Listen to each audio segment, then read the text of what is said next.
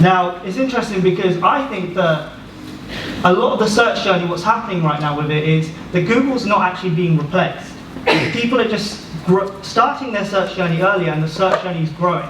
So they might do a more generic style search on a platform like TikTok or on Instagram, and then they'll go over to Google to do actually a specific search for a brand or something related to that.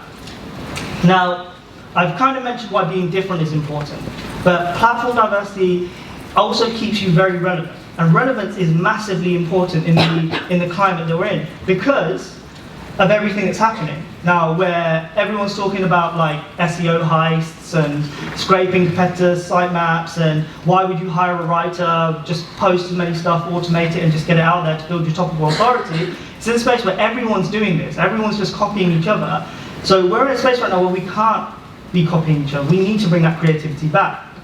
Now, I didn't just bring Drake quotes with me. So this is a quote from Seth Godin, incredible marketer, where he basically says that the only way to be indispensable is to be different.